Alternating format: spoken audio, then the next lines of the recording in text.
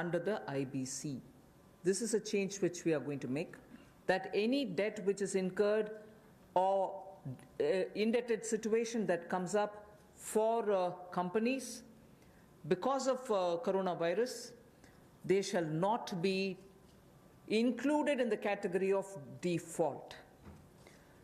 Then no fresh insolvency procedures or proceedings will be initiated up to 1 year. At the moment, I think the MCA has extended it to 6 months. We intend extending it even by another 6 months because, after all, when the lockdown gets lifted immediately, you're not sure how much of business will get restored. So, no fresh insolvency proceedings will be initiated up to 1 year. For MSMEs, which is again an important step, for MSMEs, a special insolvency framework will be notified under Section 240A of the IBC. One other thing which will benefit the MSMEs is the minimum threshold to initiate insolvency proceedings is now raised to 1 crore from 1 lakh, which will therefore insulate the MSMEs. This is a major step forward, and in all probability we'll be going through an ordinance, am I right, Secretary? An ordinance to achieve this goal immediately. Of course, we'll go back to the Parliament once the Parliament commences to have it passed as an act. जो छोटे तकनीकी और प्रक्रियात्मक चूक होती है उसको अब अपराधीकरण की सूची में से निकाल दिया जाएगा। यानी कि छोटे मोटे तकनीकी या प्रक्रिया में आपसे कोई चूक रह जाती तो पहले उसमें क्रिमिनलाइज उसके रूप में देखा जाता था, अब उसको डीक्रिमिनलाइज कर दिया गया है।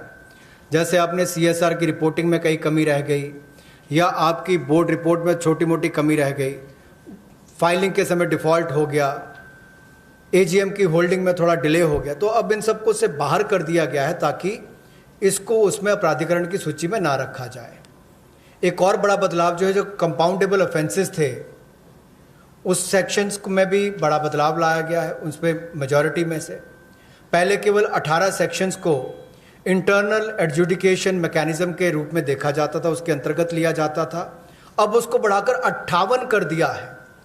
यानी कि 40 और इसमें जोड़ दिए गए।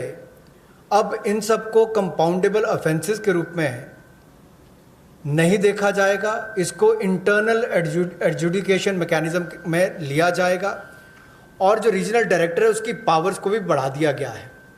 तो इसमें कंपनीज की हरासमेंट भी कम होगी और काम करने का ईज ऑफ डूइंग बिजनेस में भी बल मिलेगा। और जो हमारे न्यायालयों पर और NCLT पर दबाव रहता था केसेस का, अब कम केसेस उनमें जाएंगे और उसको भी लाभ मिलेगा। जो 7 कंपाउंडेबल ऑफेंसेस हैं उनको पूरी तरह से ड्रॉप कर दिया गया है और 5 को अल्टरनेटिव फ्रेमवर्क के रूप में लिया जाएगा। निजी कंपनियों को जो नॉन कन्वर्टेबल डिबेंचर्स को स्टॉक एक्सचेंज पर रखती हैं उनको लिस्टेड कंपनियों के रूप में नहीं माना जाएगा, लेकिन भारतीय कंपनियों को, इंडियन पब्लिक कंपनीज को ये अधिकार दिया जाएगा कि वो जायज़ विदेशी अधिकार क्षेत्र में अब पब्लिक कंपनीज को डायरेक्टली लिस्ट करवा सकती हैं, सिक्योरिटीज़ को डायरेक्टली लिस्ट करवा सकती हैं, उसकी अनुमति उनको दी जाएगी।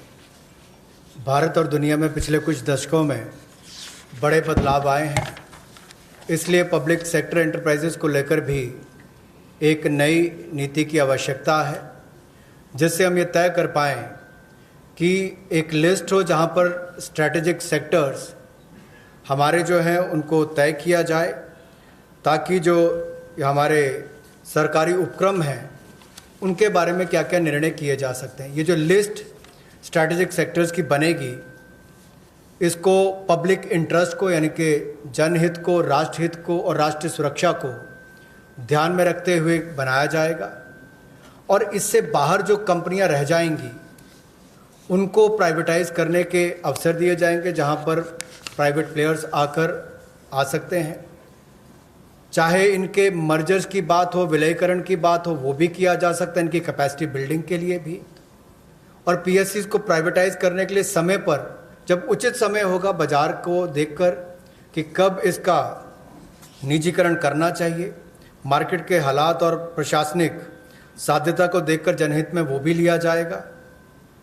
और ये जो लिस्ट है पीएससीज की, इसको तैयार किया जाएगा, लेकिन स्ट्रैटेजिक सेक्टर्स में कम से कम एक ये पब्लिक सेक्टर एंटरप्राइज सार्वजनिक उपक्रम बना रहे, इसके लिए हम लगातार नीति में रहेगा और बाकी प्राइवेट सेक्टर भी उसमें आकर काम कर सकते हैं, इसकी अनुमति उनको होगी।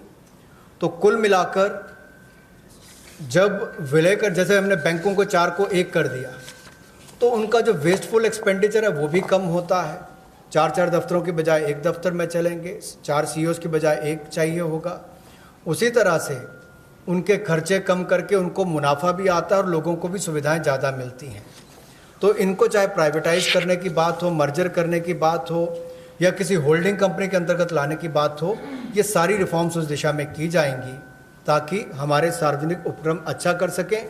स्ट्रेटेजिक सेक्टर में कम से कम 1 सार्वजनिक उपक्रम रहेगा, प्राइवेट प्लेयर्स आ सकते हैं, लेकिन जो बाकी हैं उसके बाहर उनका निजीकरण करने की अनुमति होगी।